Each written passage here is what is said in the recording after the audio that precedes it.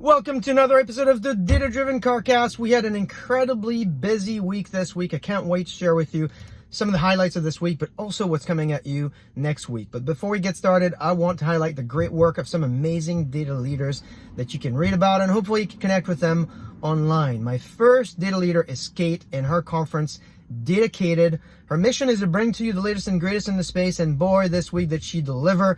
Great conference, rapid fire talks on data management, data fabric, data mesh, self-service analytics, data science, and even more. Some of the greatest in the industries were there. And what's even better about the conference is that it's free. So you'll find all the links in my blog down here, so you can find the talk that you like the most. They're all 10 minutes, so they're pretty easy to go through. Now, speaking of free conferences, I will be speaking at the Future of Data conference next week, along with great leaders from New York Times and SiriusXM, Yelp, Andreessen Horowitz, and many more. I'm putting the links down there for you so you can engage and register for this conference. All right, that's leader number one, but you can see there's a lot of community leaders as part of this highlight. My second data leader this week is Bhuvanesh, also known as the data guy. His team ran the migration of an on-prem single node environment to the cloud. The prior environment, you'll recognize some of the issues around indices that are consuming a lot of space, issues with partition, hardware limitations. Many of you will relate to that. In his blog, he details the journey of moving to the cloud and the difference that it did for his environment. Really quite amazing. Hopefully you'll find this useful. And then finally, three more folks that I want to make sure you know.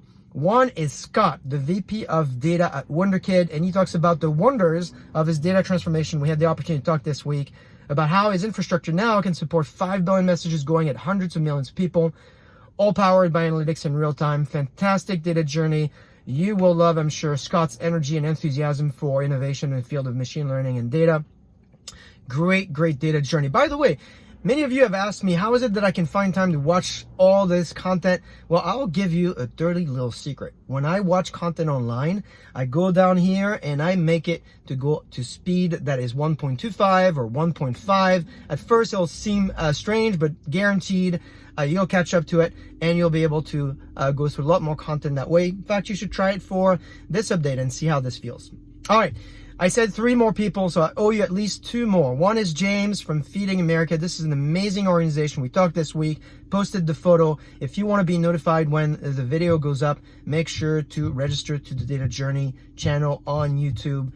He talks about how his infrastructure is enabling his network with data. Really a great story around data mesh and distributed data. You will love his attitude around it, and he shares a lot of great best practices. And then finally, you're also not going to want to miss the story of LOVOO, whose head of data engineering, Johannes, shares a great story on how he's been able to modernize and build on a platform that supported his growth. Really important to think about now. In some of these apps built online, they grow very quickly, and so you want infrastructure that scales with you, that doesn't hinder your growth. So in his blog, he talks about auto scaling.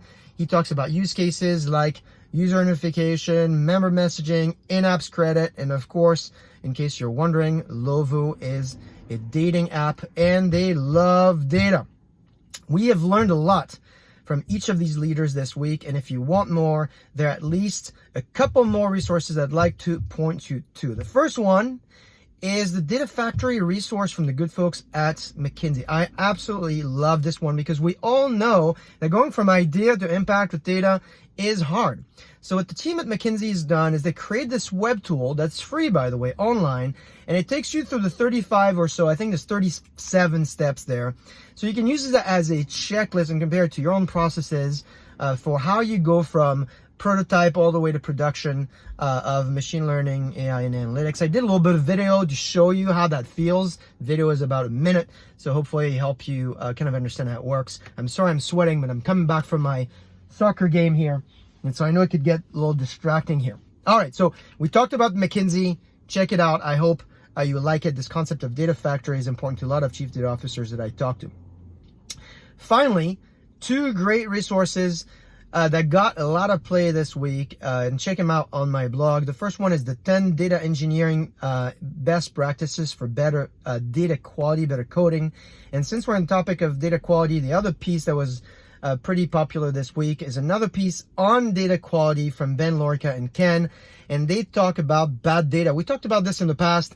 Bad data can cost you a lot of money.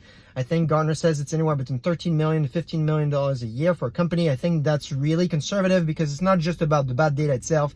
It's about the bad decisions that it's engendering. And so in this post, they remind us that in fact, improving data and improving data model accuracy has very little impact, whereas in fact, improving data quality has the most impact. So everything starts obviously with great data. All right, so that's for the data resources. There's one more I have for you. This is an oldie, but still a goodie if you're a leader. And I know many of you are here. You are going to love this piece. I want to end on that. And the piece is a Harvard Business piece on what awesome leaders do.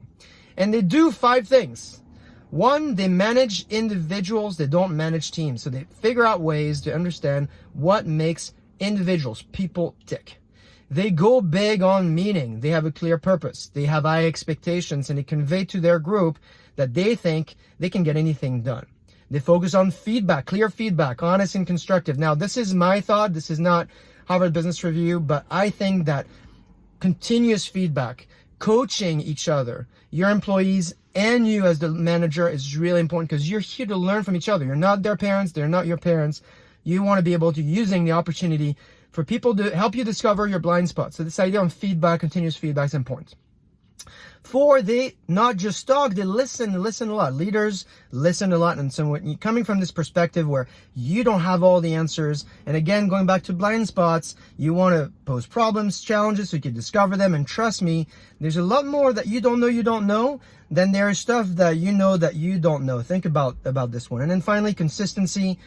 This is what my friend Kier, who was asking about this is a tough one. Your people run on trust, and they need to get you. And now that doesn't mean that you don't change your mind, but it means that you have a mental framework that is clear, reliable. People can follow your values and they can understand your mental framework so that when you change your opinion, because you have new information, they have some values, some principles that they can tie this decision to.